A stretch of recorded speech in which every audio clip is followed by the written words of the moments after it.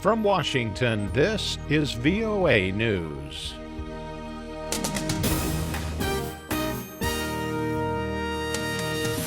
I'm David Byrd reporting. A huge cache of Islamic State files is recovered and shows the group's recruiting practices.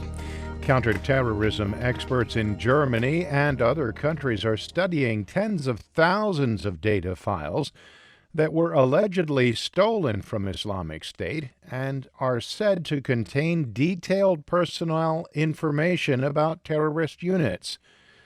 Britain's Sky News said it had acquired the information from a disillusioned Islamic State defector who told a reporter in Turkey he had stolen a memory stick from the head of IS's internal security. The files are believed to hold information about more than 22,000 of the group's members, recruits, and sympathizers. Colonel Steve Warren is a spokesman for the coalition fighting Islamic State. We certainly hope they publish them so that we can do several things with that, right? One is bring some attention to this foreign fighter problem.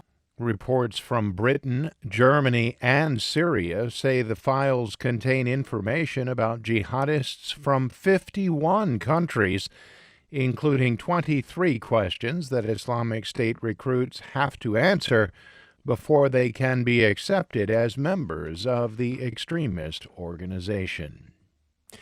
A group that monitors violence in Syria says an Islamic State militant described as the group's military commander was seriously injured but not killed in an airstrike last week. The Britain-based Syrian Observatory for Human Rights said Thursday that Tarkan Batirashvili, also known as Omar the Chechen, had been taken after the strike to the Islamic State stronghold in Raqqa, Syria, for treatment.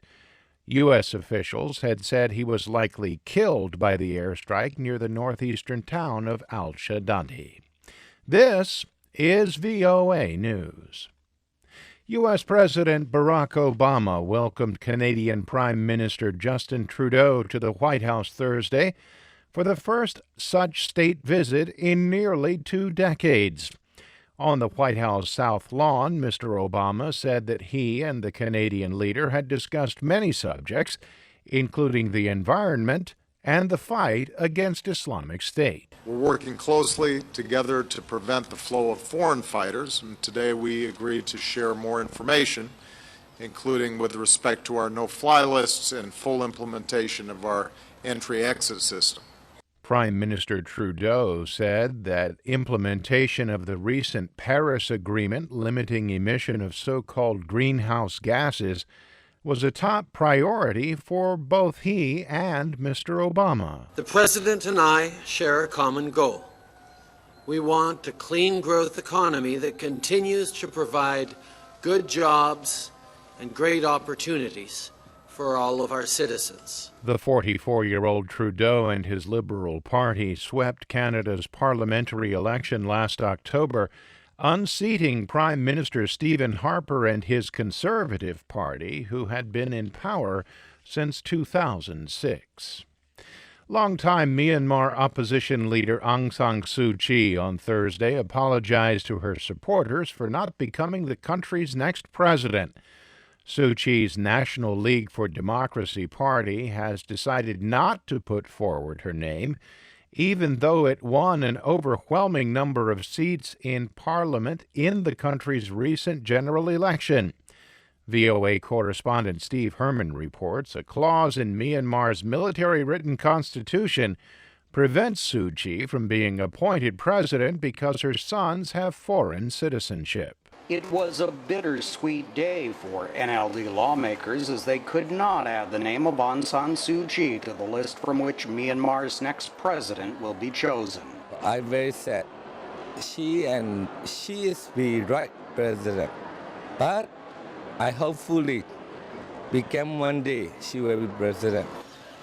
The NLD's prime candidate to become president is the Oxford-educated Tin Jaw, an unelected confidant of the party's leader. NLD lawmakers will be instructed to vote for him, so it is virtually certain he will be the next president, as well as labeled a puppet of Aung San Suu Kyi, who has stated she will be above the presidency.